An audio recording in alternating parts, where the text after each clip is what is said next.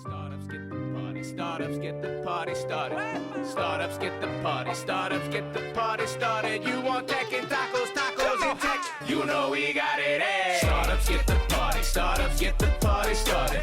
Startups get the party, startups get the party started. Startups get the party, startups get the party started. You want tech and tacos, tacos and tech, you know we got it, eh?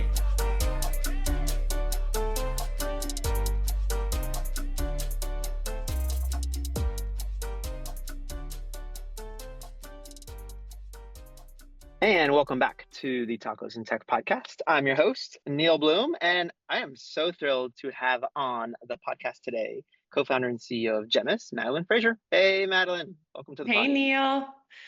Thanks for having me. I'm excited to chat. Me too. What's cool about this is that we met on the set of a podcast, and here we are recording our own. We met 2 years ago, I think, on the set of The Pitch in San Diego. I think you were visiting, and I remember, and we'll link it in the show notes, our episode together. What do you remember from that day? Yeah. Oh my God. Well, that was like my first pitch podcast. You know, podcasts are so chill. It's like conversational and you're chatting and it's like this, right? So I was surprised when I came in that it wasn't just like sitting around a round table chatting, right? It was like, oh, you stand up and like do this whole thing. But I do think, you know, I definitely was nervous when I got there because to be super honest, I don't think I was incredibly prepared. I just kind of was like, oh, I'm going to do this thing. It'll be super fun. Let's go. And yeah, no, it was a legit pitch. And Oh yeah, we raised a lot of money in a short amount of time. It was pretty cool. it was the only I saw. So for me, we had 6 pitches that day, I think, and they wouldn't tell us anything. They wanted like the cold experience of, person walks through the door, first time seeing them, and everything is caught on camera, which was Yep. cool. And Gemist was the only deal I made an investment offer on, and ultimately obviously invested. So it was pretty cool Cool. in that regard as well too. Yeah, passed on 5, and super stoked that we got involved with you from that. And I think Mark from 11 Tribes also committed during the episode as well too. Another good Yeah. guy in the VC world. Yeah. Yeah. That was a lucky day for us. It was just all good people all around. It was totally the right fit, you know, love you, love Mark. So yeah, it was all very much meant to be. Yeah, awesome. Well, let's give us a high level so that the audience knows what Gemist is before we get too deep into the. So here's where you get to do the pitch real quick, and then Sure. I want to take it back and get to know your background real quick. Yeah, of course. So, Gemist is a B2B vertical SaaS and AI company. We primarily focus on the jewelry industry.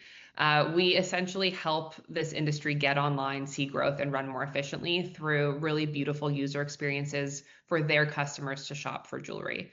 So like our main offerings are customization of jewelry, stacking and styling, stone marketplaces, and then we have gorgeous, best-in-class photorealistic renderings. So we kind of do all the things when it comes to shopping for jewelry, but we're on the B2B side. So we work with, it's fun. We get to work with all of these incredible brands, retailers, manufacturers, help them create really gorgeous experiences for their jewelry. And the results have been amazing. We're seeing just like huge increases in conversion rates and engagement, more loyal customers. And on the back end, we actually scale the custom side of these jewelry businesses. Custom is really normal in jewelry. It's actually really accounts for over 60% of the total revenue in this industry because it's what the customer wants. You know, people don't really want just the thing that everybody else has. They want something that's unique to them. We see that in every other industry. Jewelry is made for this. It's probably the most personal thing you could buy and the most personalizable thing that you could do, right? If you think about it. But the process of making that happen before Gemist was 100% manual. For the company on the back end, and then very slow and kind of tedious and not visual for the customer. And so that's really what we change and what we help scale. So you can see your pieces come to life, beautifully understand what they're going to look like, understand pricing, right? A lot of clarity for the end consumer, and then full scalability for the brand or the retailer. Awesome. Well, we're obviously going to dive deep into where the original idea came from, which I think, if I remember right, is coming from a lot of deep personal experience from building complementary businesses and Yeah. being a in the industry itself. But where does it all really start from? I know of you as like my friend in Ojai, but where does physically it all start from you for you, and how'd you get down into this tech world? Oh yeah, man. Started for me, I started my first company when I was a junior in college. So Well, I've been doing this for 13 years now. And it's funny. I never would have thought that this would be what I would be doing, to be super honest with you. It's not like I didn't go to business school. I never like went to college and was like, I'm gonna be an entrepreneur. I'm a very creative person, so I went to college for interior architecture and fine art. And I just kind of always thought I would be an artist in life. But, my parents were very entrepreneurial, both television producers and built a lot of things from the ground up. Very creative individuals, big visions, and actually executed a lot in their lifetimes. And so I think that's kind of just in my blood, right? Like I kind of get bored just doing a sculpture or a painting, right? I need more. I need a bigger vision, something to build on top of that. And I learned that in college, I guess, And so we were I started my first company with my two friends in college. This is when you're so young and naive that you don't know anything. And so like starting a company is like, why not? Of course we can start a company. Let's do it, right? It's just like you don't really think too much about it, which is kind of lovely. It's kind of a cool thing. You just dive in head first. And that's what we did. We were interior architecture students. We saw a need in the industry for affordable online interior design, and we felt like it made a lot of sense for young working professionals and college students. And that's what we did. We started the first online interior design company. It was called Zoom Interiors. And yeah, we hacked it together, man. Like it was totally scrappy. I didn't even know what fundraising was at that point in my life. I had no idea that I didn't, if you asked me what venture capital was, I'd be like, sorry, what? Like it was just didn't know, it was really an organic kind of fun way to build a company because we just learned along the way. So everything was bootstrapped. We had like friends of friends build the website. We got freshman interns, and it was like we just built this thing, and we started getting customers and doing their rooms, and it was really about college kids, so it worked because we were in college, right? So it was kind of a word of mouth growth thing, and we started doing it, and then I was like, well, how do we get more people to know about this? Again, we didn't have funding, we didn't have anything. We were just putting all the money back into the company. And I was sitting in the cafeteria one night, and on the TV was Shark Tank. It was one of the Shark Tank episodes. And there were two college guys pitching a company for like moving. It was a moving company for college kids. It was called like College Foxes Pack. It was like hot girls who like pack your apartment up and then move your stuff. And I just thought it was hilarious. And I thought to myself, oh, well, if college kids are on Shark Tank, we're college kids. We have a good idea. Like, we should be on Shark Tank too. And so, I got all excited and I told my co-founders that I was going to get us on Shark Tank. And they were like, I'm sorry. No, you can't do that. You can't just get us on Shark Tank. Everyone was like, you can't do that. That's insane. And I love it when you tell me I can't do something because then I do it. And so that's what we did. We got on Shark Tank, and that kind of blew up that company. And that was the start. That was the start of me understanding how to grow things, and I've never stopped. Amazing. Was it Storage Scholars? Was that the moving one? Do you remember? That's the one that comes to mind for me. Anyway, Maybe all right. Well, I we're gonna go want to. find We got to your find it. yeah, we'll find yours of your Shark Tank episode for sure. So we'll link that in the show notes here as well too. That and obviously you on the pitch. Just apparently now I understand this is a thing. It started as spark of I guess pitching so. to a live audience is what you like to do to live investors and getting offers on the spot. Did you get an offer on the Shark Tank? Yeah, yeah. Nice, We got an offer from Barbara Corcoran. nice, Yeah, awesome. yeah. It was cool. Uh, was this in LA? You were was the company based in LA Mhm. where you were? No, Okay. we started in DC, and then we ended up Hmm. moving it to Philadelphia for Okay. various reasons with my co-founders. And then, yeah, once Shark Tank aired, the company kind of blew up, and we were kind of freaking out because we, again, like, remember guys, like we were like early 20s, just figuring things out.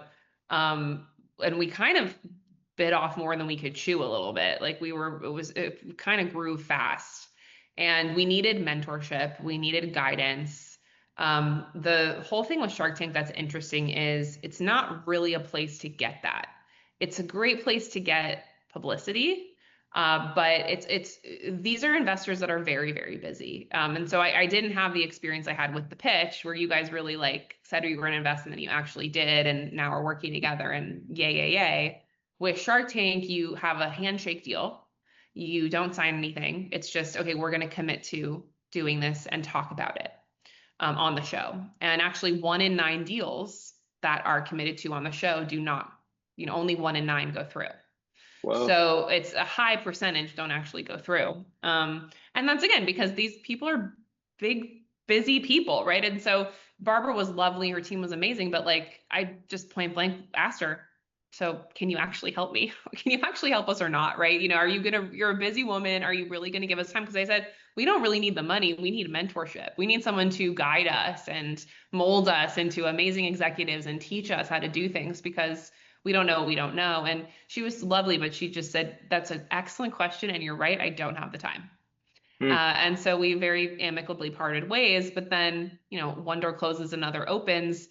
I get a Facebook message from Sean Rad, the founder of Tinder, and he was like, saw the episode, wanted to meet us, and he ended up becoming our first investor and advisor of our board for our second company, Hutch. So like, there's so many things in the world, right, that lead you and guide you in different directions. And I think it's really just being open to them, right, and realizing that nothing's ever as good or as bad as you think it's going to be. Right. And just kind of enjoying the journey and going with the flow is definitely what I've learned over the last 13 years of doing this kind of a job. Yeah. You got to show up, so you got to manifest it, but then Manifest, yeah. walking in the room, all sorts of things. And that's kind of, people talk about luck in entrepreneurship, but it's luck plus showing up, because if you just sit at home and didn't go on TV, whatever happened to the company, either way, stuff happens, right? So I think that's a big thing for you, is the showing up part, and then everything that rolls downhill from that. So kudos to you. You teased the next company. So what happened? Like, how did you bridge the gap to go start another one after going through the craziness of a first? Yeah, well, we needed to scale technology. We needed a lot of things that we didn't have, and that's really what came out of Hutch. So we wanted to build tech. We knew we needed funding for that, and then Sean came into the picture, and so that was his whole world, right? So it was, this is how you fundraise. You guys have to move to LA. Like, it happened very, very quickly, and so we ended up taking all of the data and everything that we had built and learned and understood from our customer base at Zoom, and applied all of that into Hutch, and created a tech platform more than anything. So it was, one of the main things it really overlaps with Gemist, actually. One of the main things we were getting feedback from our customers was that they wanted to design on their own. They didn't really want to work with anybody, right? It's that idea of just DIY, right? And so, cool, what an awesome idea to be able to drag and drop and build your room and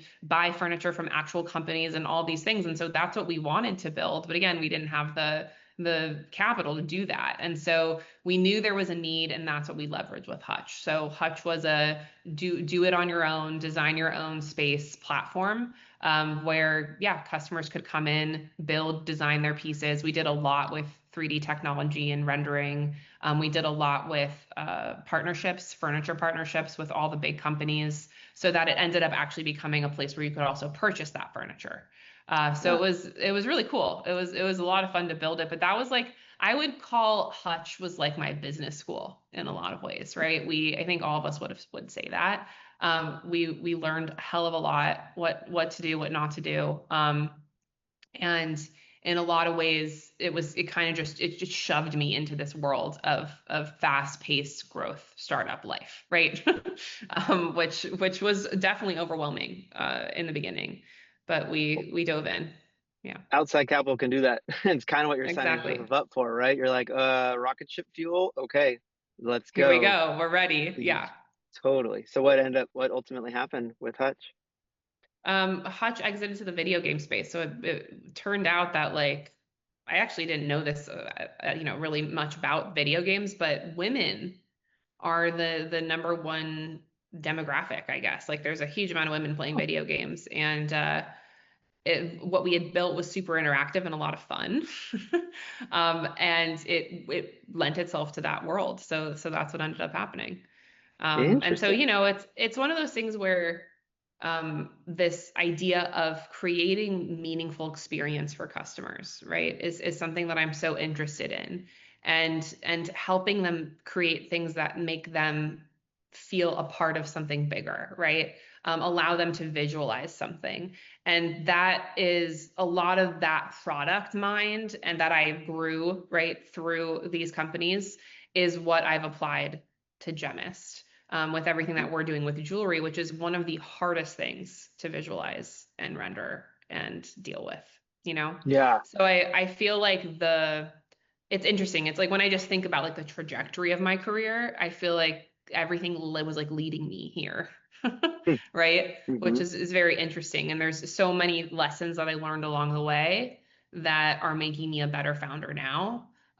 Decisions that I'm making today, I never would have made if I didn't have my past, right? And all the learnings and lessons that I had learned from my last two companies.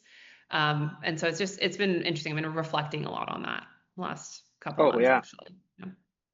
I mean, it stacks for sure. Yeah. I think I saw some stats somewhere that like the average Silicon Valley founder who's like rocket ship or whatever is in their 40s or whatever, because it takes a bunch of just trial by fire, Yes, failing and you get forward. a yes, and you get a thicker skin. You have more wisdom. You're more level-headed.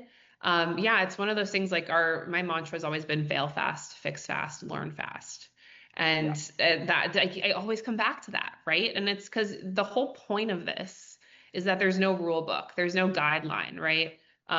Every single company you're going to create and build is going to be unique and probably one of the first of its kind.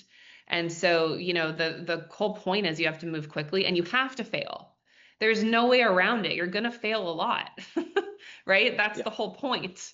Yep. And for me, as long as we're not failing the same way twice, we're good. Hmm. Great. And then that's how we move, adapt, right? Have kind of agility in what Yep. we're doing. Yeah.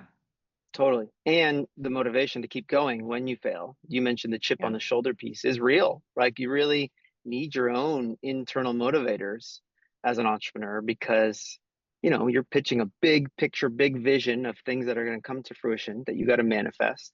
You got to wake up Yep. every day and be like, I'm running through that wall, right? And some of Yeah. these chips, like someone saying no, is the motivator, right? Or someone, all these different things are completely reasons to keep running through that wall, because you got to do it every day. So Totally. you had the Hutch exit. What made you want to go do something new and next? For me, the biggest thing that I had learned through that experience was that I really wanted to be CEO. Mm, And I was not CEO of my last. I mean, the first company, I don't even think we had titles. I mean, it was just get your shit done, who can do what, right? But mhm, for me, it was very important that I was able to sit in that seat and lead, without any blurred lines. And so I also decided to start Gemist without a co-founder. I have one now, but I did make that decision. So there were certain things that as I reflected in terms of starting another company, I was like, I'm going to be CEO. I don't need a co-founder, but I'm going to find one, right? And I'm going to be able to take all that I've learned, all that I've gathered, and build something really, really special that becomes profitable. That was another thing for me, is really making sure that we build a smart company that is revenue driven.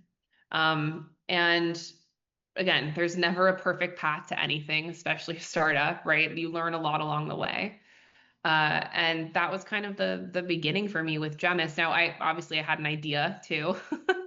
I was actually going through the process of getting engaged in my personal life, and I went to think about designing a ring. And I really thought I could just do it online. Like that's in my head, I just assumed that Gemist existed, I guess, right?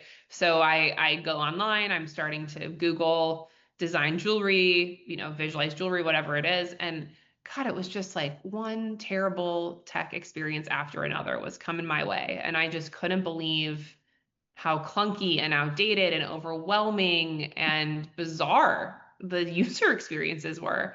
And that was kind of for me like a little bit of the eye-opening moment. And then when I grab onto something that I'm interested in, I start kind of obsessing over it. And so then I started like asking everyone I knew, like, what did you do? And hey, did you try this? And starting kind of like surveying the people in my life.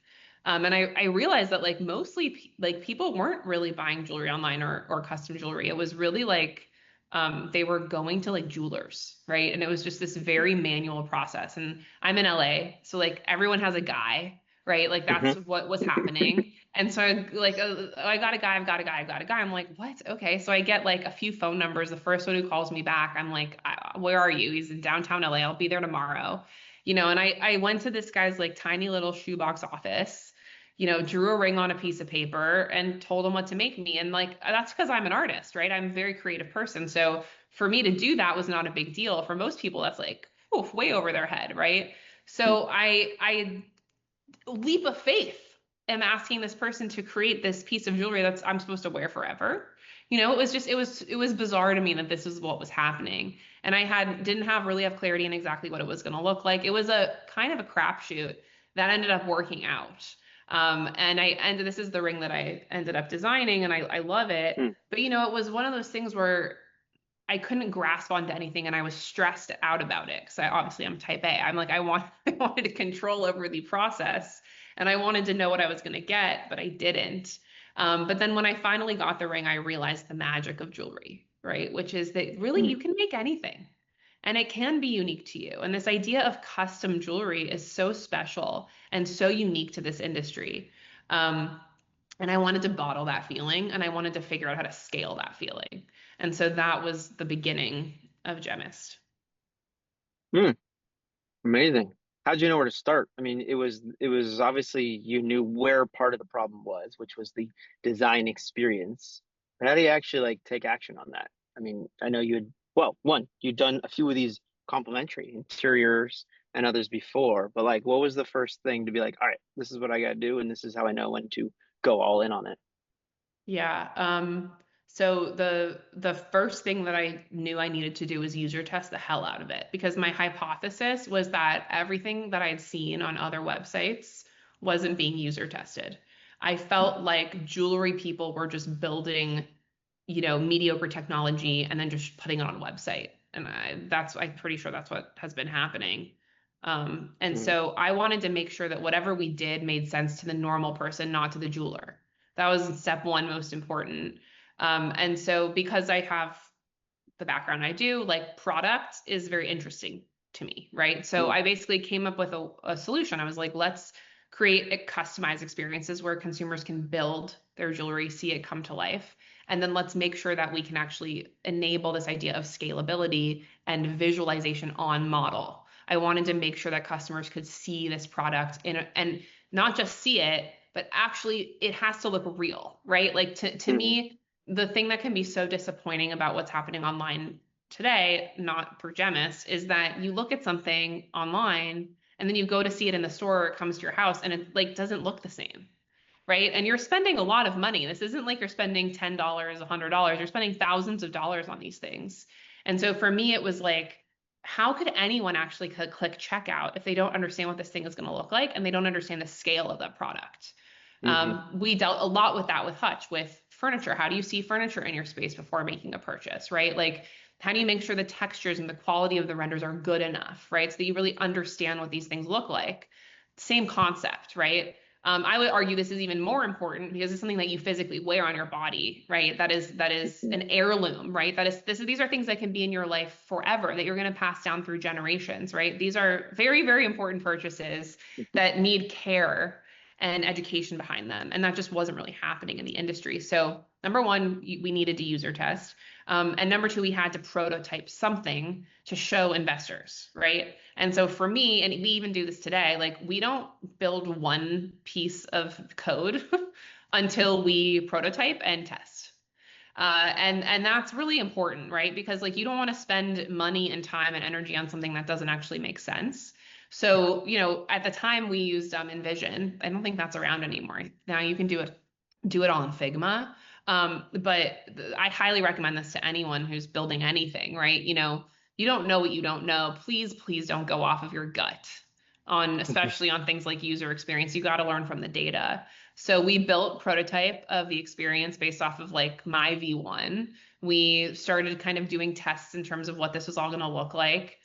We did a little bit of user testing, got some early data, again, just through prototypes. Nothing was coded at all. And then I just started fundraising and I showed the need, I showed the market value. I just literally was fundraising on a clickable InVision prototype. That's it. Wow. Wow. Yeah. Pre-generative AI world. So Uh-huh. it still took a bit to build that prototype compared to today, which would have been one sentence, Yeah, well, supposedly. exactly. Oh yeah, no, we built it out like fully and made it look really beautiful, and then again made it clickable so that it was something that felt real. Wow, Um, and yeah, so that's how we started. And then yeah, I think I amazing. raised like 1 million or something in the pre-seed. And once we did that, then we actually started, you know, I started building stuff and really again leaned into user testing. And it took us like we actually had like an interesting evolution with the company because we started I really wanted to understand like everything for jewelry, right? I wanted to understand not just how the user experienced shopping for jewelry, but also what were the back end pain points that jewelers were facing on a day-to-day basis, right? That's getting online, that's inventory management, stone Mhm. sourcing, manufacturing, right? I was really curious about like the entire A to Z funnel. If we were going to be building tech to help these people, I needed to understand that. And so we actually, to get all the user tests through and to get all the users through, we launched Gemist first as a D2C company. The Oh, wow. goal, yeah, the goal was always to be SaaS. But again, like I wasn't going to just like launch a half-ass SaaS company, right? I Yeah. needed it to be because no one would, I didn't think anyone would take us seriously. I was like, this has to be proven and this has to be good enough to make sense to customers. So that's where we started. And it was cool because we were able to bring users through. We were able to actually sell the jewelry. So I was able to do everything from understanding the back end management systems, the manufacturing systems, the stone sourcing systems. A lot of our technology today on the back end helps with all of those things, right? Go figure, right? But it was all these things that we were building to help make these things more scalable. And then once we had a solid platform, it was working, we were making sales, we were bringing in a ton of users, we could basically say, hey, compared to industry standards, this is where the rest of the industry is. And with what we're doing at Gemist D2C, this is what we're doing.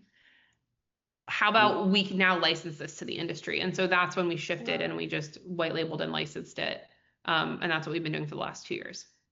Oh, amazing. I was going to ask, how different was that prototype to now? Well, that obviously is a big difference in that regard.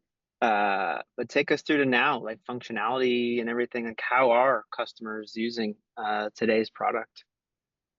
Yeah, so our biggest solution right now is customization. So this idea of scaling the custom side of your business, really, really critical for this industry. And so what we do is we work with a brand. We build out a customization experience around one or multiple categories of their jewelry. They have CAD models of those jewelry pieces, and then we basically take all the variants, right? So like if you have one ring, that ring could come in 7 stone shapes, 10 stone types, 5 metal types, 3 bandwidths, 10 settings, right? Like it actually becomes exponential if you think Mhm. about it. Like we're managing usually with our customers tens of thousands of variants and SKUs, sometimes in the hundreds of thousands. So our back end system is unbelievably complex in terms of what we do and how we manage it. And then we have this gorgeous front end experience that aids in all of that. But yeah, we basically do all of it. So the pricing is done, the renders are done. It's a no inventory model. Our customers, meaning the brands, they don't have to hold inventory. When they want to launch new styles, they don't have to make one thing. They can just launch their new lines based off of the data, right? We always come back to data. And then since then we've learned from our customers, and there's been other pain points that have kind of come to our attention. Like, a lot of companies spend an incredible amount of time with customers asking them, like, what does this product look like with this product? I want to know what this looks like with this, on Instagram DM or on email. And that means you have to have physical inventory of those pieces. You have to be able to put them together, photograph them, and then send them to a customer. Time consuming, expensive, et cetera. And so that was where our stacking tool came into play, right? So being able to mix and match and see different pieces come to life, again, with any category. And then we also now have a stone marketplace. So what if you want to select an actual stone, right? Not just a calibrated option. What if I want to decide between a light blue, a medium blue, and a dark blue sapphire, right? What if I want to decide between a lab grown and a natural diamond? So our technology there brings in API feeds from any stone vendor that our brands work with. And then we filter that and curate that for a beautiful, easy to understand experience for the customer. So, it's all like made to work as this really gorgeous funnel to basically create engagement, loyalty from the customer, and ultimately higher conversion rates. And then all of our solutions can basically be a la carte too, right? So if they just want the stone marketplace, we can put it on their product page. If they want stacking, we can put it on their product pages, right? So it's one of those things where it's like, what do you need? What do you need to execute? What are your biggest pain points? How do we help you? And how do we do it quickly? And then of course, all of this is paired with our renders. So we do all of this through digital renders, both on white background and on model, so that again, there's no inventory, which is a huge deal for this industry, where you could launch an entire jewelry company with Gemist without making one piece of inventory. Wow. How many people just need one piece versus really end up needing the whole stack? You mean the company or the customer? The companies themselves. The companies need a line. You need a ton of jewelry to launch a jewelry company, right? So that's. Oh yeah. Sorry, Yeah. I mean like the jewelry stores. How much of the Gemist product do they end up like actually utilizing? I'm guessing they really think like, I can do this piece myself, but then end up growing into the full stack. Is that kind of typical? Yeah, we do more full stack than anything. People are Yeah, like sold on the whole thing. Like they're just kind of like, let's dive in and do everything. That's what we do, like probably 80% of the time. got it. Yeah. Really cool. What's trending with jewelry stores nowadays? I mean, I'm sure they've been sold and tried to sell pieces of this in different forms, right? Like, and they're doing point of sale, and they have to like take on technology in a variety of ways, right? So where are they trending, that you're seeing kind of the industry that's changed over time as well too? Well, I think, before COVID, the industry was only 10% online. Whoa. Crazy, right? Now it's Yeah. like 35% online. So there's still a huge amount of this industry that's brick and mortar only. However, Wow. it's, almost 4x in the last few years. And so I think in general, like what I see a lot of is companies trying to get online, and they're just like picking the wrong partners. Listen, like just get a Shopify website. You know what I mean? Like there's just certain things where I'm like, you don't need this like crazy complicated situation. Yeah. And so, it is one of those things where I'm glad that the industry is starting to understand and adapt digital. It's great for our company. It's great for us. But I definitely still see people using like very outdated tech platforms that they shouldn't be using. And then that's, for me, it's a headache because I'm like, I don't want to integrate with that. You know what I mean? Like there's just Yeah. certain things where Totally. that stuff comes up sometimes, but I would say I'm seeing more of the trend of companies that are really starting to use like more of the standard tech partners, which is great. And that's changed a lot in the last, I'd say, like year and a half. Hmm. Um, and yeah, and there's just, I think there's a big disconnect between online and in-store sales. It's a problem. And so I think when you don't have smart tech partners, or when you're using a different POS system and a different website, it's like, why? Mhm. Just like streamline stuff. Like the data has to be consistent. It has to make sense. Like the last thing you want to be doing is not understanding your data and banging your head against the wall because you have like, data that's not talking to each other. So, for us, we really try to just integrate into whatever they're using today. And then we try to sort of say, hey, here's kind of best practices. Got it. Okay. Yeah. And jewelry stores all over the country. Is it been kind of regional? Like who are the kinds of what's the prototypical customer, especially if some are maybe listening here that we should put them in touch? Yeah. Sure. So we've primarily worked with brands, and we primarily have been working with larger scale companies.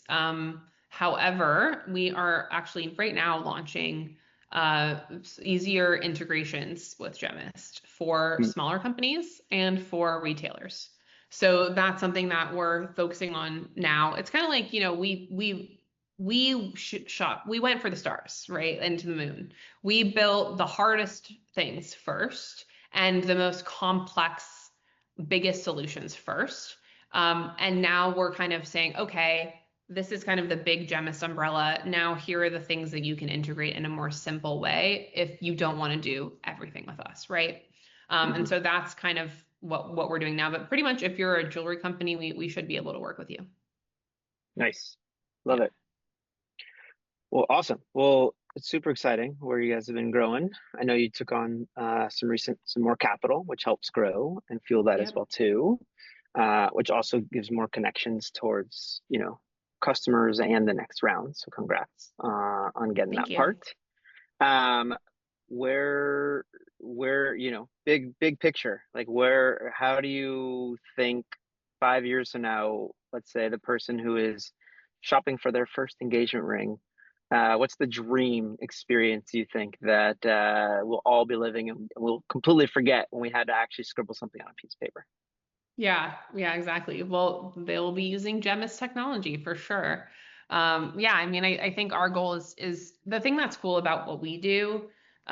Yes, we are a SaaS company, but we do really curate our experiences and very much brand our experiences to the customers that we work with. And so Gemist experiences do not look the same across the board, which is really cool, I think, and important for this industry. Because of that, it allows us to work with an incredible amount of companies and like a diverse number of companies. So I don't think there's any reason in the future that any company shouldn't be working with Gemist, right? And I think as we continue to scale and solve more problems and more pain points for the industry, there should be a Gemist solution for your company as we continue to grow.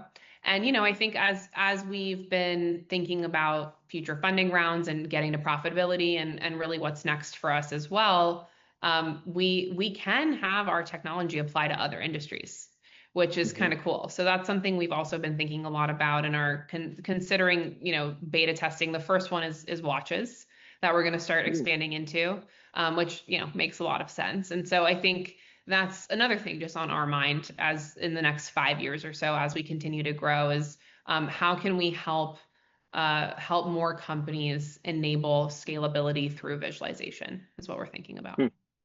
Very cool. So we're just going to see watchist.com soon. Yeah. Yeah, there you go. Cool. Love it. Love it.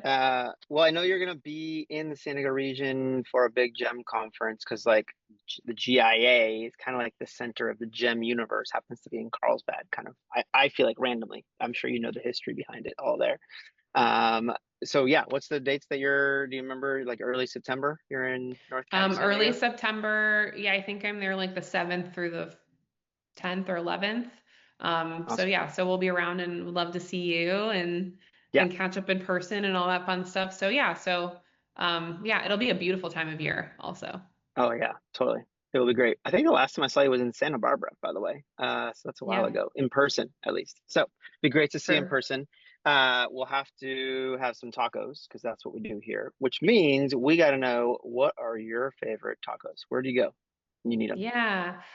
So I am an LA girl, but I do live in Ojai now. If you guys know where Ojai is, if you know California, it's not Ohio. Just fun fact. OJAI. We're right above Ventura in the mountains. It's an energy vortex, so I highly recommend. Good vibes all around, seriously. It's been very helpful to my mental health being a founder, living in Ojai. It's a nice balance, to be honest with you. It's like a very ag community, right? There's like wine and farms and as yeah, well. excellent restaurants, excellent Yeah. hiking. And my husband and I own a farm. Hmm. So yeah, we have the farm life. We have a vineyard and we have goats and chickens and beehives, and we grow about 2 acres of fruits and vegetables. Oh, That's what he whoa. does. Forgot Yeah. about that. So yeah, I so know it's nice. Sam from Visor and I keep saying we want to come see the farm. So we need to make that Yes, happen. I'm putting that out there. please. Sam, Okay. I know you're listening. We will make a trip up uh, to the farm because that would be awesome. But we'll also make sure we, the three of us, get together in Carlsbad when you're here too. Yeah, totally. I would love that. Okay, Got it. so tacos. So if you can get your butt to Ojai, there is a little hole in the wall taco place that I feel like people should know about this. It's the Ojai Tortilla House. Now, a few Hmm. things to know about it. It's open, not all, it's like it has a line. It's not open all the time. Every time it's open, huge line. So try Hmm. to get there closer to when they open is my recommendation, and it's cash only. And I swear to God, it's like a little grandma in the back making handmade tortillas and stuff. Like it Yes. is so, so, so good. Oh, it's excellent. They have amazing tacos and burritos and like the whole thing. So you really can't go wrong. You just can Okay. get stuck in like the line situation, which does kind of Mm, suck. But I think that also means it's good. that totally means it's good. That plus Yeah. grandma hand making pressing the tortillas, done. So now even further. I just sent a photo of you and me recording to Sam from Visor to Okay, double down and good. make sure this happens. Um, Great. Well, I'm excited to see you. I'm excited for you, obviously. We've been, at Interlock, big fans, obviously, and hopefully now the community too can jump on board and understand what you guys are building and how you're changing everyone's bejeweled everything, not just Yes. not just hands and neck, but now wrist coming to you soon. Yes. So I love it. Well, Madeline, thanks so much for being on the pod and good to see you. And we'll see you again soon. Awesome. Thanks, Neal. Appreciate it. Of course. Startups get the party, startups get the party started. You want tech and tacos, tacos and tech. You know we got tacos and tech is on smash for the green guacamole. Keep accountants counting beans, contador cuentan frijoles. Founders trying to raise some queso. La vida San Diego, school of rappy, rapping fire, tortillas round jalapenos. In these modern times of craft beer and coffee, my coding yoga posse fold the body. Origami, we be surfing Coronado, eating tacos el gordo. The taco stand in puesto, lucha libre and sombrero. Gotta shout out Tecos Daniels by the ocean, watch the sunset. La Jolla shores, entrepreneurs trying to get funded. When San Diego Startup Week is popping in the summer, Oceanside to Tijuana, SD be full of hustlers. From couch surfing to penthouses right on the beach. Tech leaders who believe stars are within reach. We interviewing founders who be shooting for the moon. Hashtag SD Tecos with your host, Neal Bloom. Come on! Startups get the party, startups get the party started. Startups get the party, startups get the party started. Startups get the party, startups get the party started. You want tech and tacos, tacos and tech. You know we got it, eh? Startups get the party, startups get the